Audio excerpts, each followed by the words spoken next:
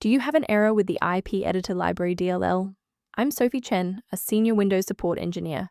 I'll guide you through the diagnostic to restore system stability and get Adobe working again. To start the walkthrough for Ipeditor Library, you can follow my technical guide or use a utility designed to optimize your system configuration. This is the Ipeditor Library, the Adobe Image Processing Editor library.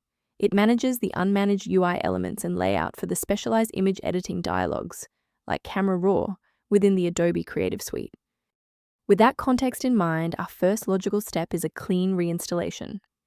Ipeditor is bundled directly with Adobe and is not a Windows system file. Reinstalling Adobe's official installation package is the safest way to restore this dependency. If the setup package didn't provide a resolution, we need to look under the hood at how your system handles current session configurations.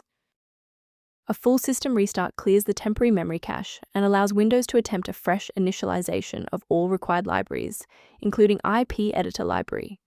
Before you reboot, make sure to bookmark this video or click the like button so you can easily find your way back to the next step once your PC is back up and running. If you're still seeing the same problem post-restart, let's escalate our troubleshooting to the next tier. Feel free to pause the video if the next steps come at you too fast. If those core system files are still missing after the restart, we'll use DISM to pull fresh copies from the cloud. First, open Command Prompt as admin.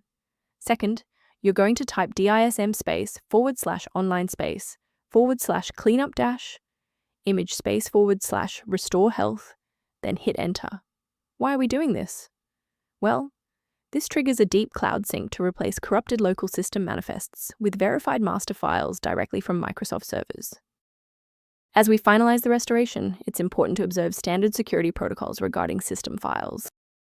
The statistical risk of a blue screen of death increases significantly when you attempt to manually swap out critical files like Ipeditor Library DLL within your System32 or SysWow64 folders.